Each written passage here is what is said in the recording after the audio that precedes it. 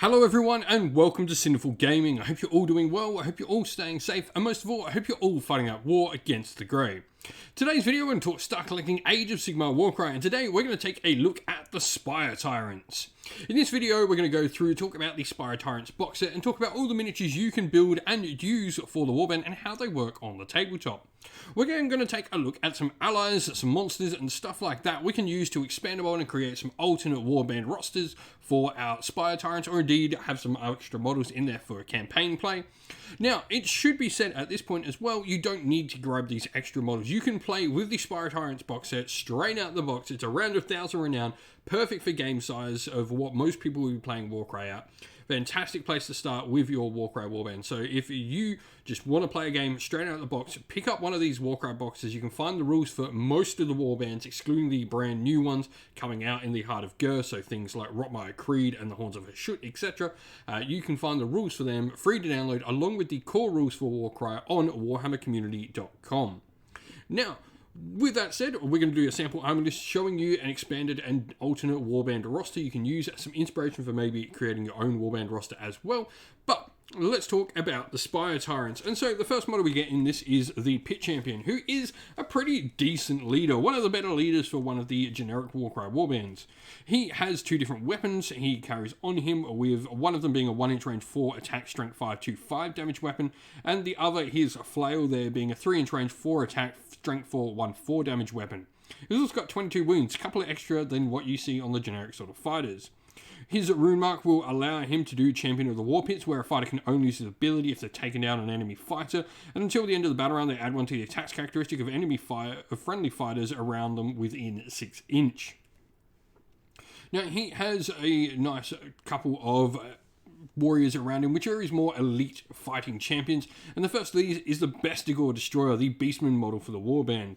3 attacks at strength 5, 3/6 on the damage is ridiculously good for 145 renown. It also has the quad ability for the warband called Brutal Strike, where it picks a visible enemy fighter within an inch and it rolls a dice. On a 2+, it allocates 8 damage points to the enemy fighter, so you can just straight up kill most enemy fighters, lesser warriors, with just a single quad, or even do some serious damage to some of the bigger hitters in an enemy warband. This model is competing for a spot with the Headclimber, who is 10 renown cheaper, has the same quad ability, but does have 3 less wounds and packs an extra attack though, but with a 2/5 damage rather than the 3/6 of the Bestigor Destroyer. We then have the Frenzied Rager, which is the Chaos Dwarf you see pictured. 15 wounds, defense 4, and 4 attacks at strength 4, 2/4 on the damage, along with its own rune mark called Readied Stance as well. This is going to allow the fighter, until the end of the battle round, add half the value of its ability to their toughness characteristic, which is pretty cool. So, can make these fighters pretty solidly defensive. They're really good objective holders and treasure carriers. Now we then have the Pit Fighters. These are your more elite lesser elite fighters. These are sort of your generic sort of guys, and you have a few different weapon options. You can go with a punch dagger or spear on the female model, or you can choose to have the Pit Fighter with net. I really do like the Pit Fighters with net. I think they add some great utility. The Gladiator's net double allows them to pick an enemy fighter within 3 inch of them, and on the roll of a 3+, until the end of the battle round, the enemy fighter cannot make move or disengage actions.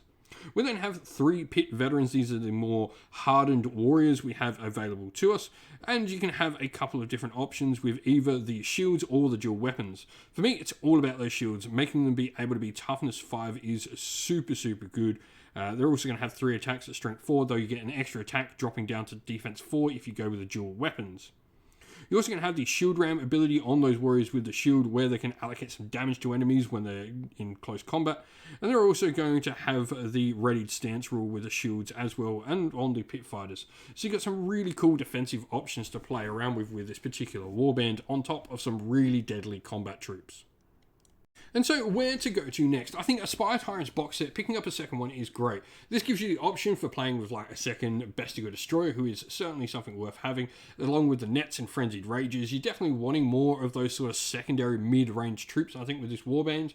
And you've also got the option to potentially build up the different options. So you can have, the alternate builds and stuff like that on things like your Pit Warriors and stuff like that. There's some really cool things to play around with. Now, moving into the theme, I think a Ogre Myrmidon really does sort of fit the theme of this warband completely perfectly. It's got a good defense of 6. It's also, a pit fighter in itself. It has its Arcane Fury, where it can add the value to this ability to the damage points allocated to enemy fighters with each critical hit by it. The Blood Marshal as well allows it to pick a friendly fighter within 4 inch and allocate 1 damage point to that fighter. If the fighter is not taken down, it makes a bonus melee action, as it literally just sort of hits someone to go do more fighting. He's got Strength 5 on him with 4/8 on the damage, so another good solid fighter to have in your warband as well. Now, the one thing we do lack with the Spire Tyrants is a little bit of range, so maybe a Zangor Skyfire AV Arc could be a way to go. This provides you with some really fast-moving, decent long range to your warband. It can give you a really cool model to paint up. That's something a little bit different, but also add another Beastman. You could certainly, maybe convert up Bestigor in your warband, convert it with the Zangor Skyfire box set to make a cool-looking AV Arc that really does fit the Spire Tyrants aesthetic, but this is going to provide you with some nice shooting power for your warband. The last one I think to consider is the Mindstealer Sphinx. This I think works nicely in tandem. It's not doing the same things your warband is doing, like say the Ogre Myrmidon, who's fitting in along with your general strategy, but the Mindstealer Sphinx can certainly play along in a nice cooperative manner. It's got some cool rules where it can stop your opponent being able to move. This means you're free to not take nets in your warband for a little bit of control, and can instead use this model to do some control and be a pretty decent fighter in its own right as well, with 4 attacks at Strength 5, 2/5 on the damage, Defense 5, and 30 wounds. And so here we have our sample warband for the Spire Tyrants for you. We are his chosen. Now, the warband obviously playing in Spire Tyrants, and we've got our champion to be a pit champion, as you might expect. Fighter-wise is where we've gone with. Now, we have got the ally for the Ogre Myrmidon, so we've certainly got 2 pit fighters with nets in there. If you did go with the Sphinx, I think you can drop the pit fighters with net and maybe take an extra pit veteran with shield. You can probably try and squeeze in another one in there if you can work around some points. We then have 2 Bestigor Destroyers. I just think they are much better than the alternate option, which they're really competing for a spot with a Head Claimer, who I just think is lesser. You can always get extra attacks with doubles and stuff like that, so this just instantly makes them, on his part, and if not better. For that extra 10 renown, I always go Bestigor Destroyers. We've got a pit veteran with shield. The defense 5 is just great. This is good for when we don't have abilities left. Lots of our fighters can increase their defense, but the pit veteran with shield being defense 5 standard, I think is really nice. And then for 95 renown, we've got a couple of Frenzied Rangers. I really like them. The fact they're defense 4 for such a cheap cost, they also pack out 4 attacks at strength 4 as well, is nice. With the ability to have ready stance to get that extra toughness, if you've got the extra toughness, become incredibly good at holding objectives and treasure.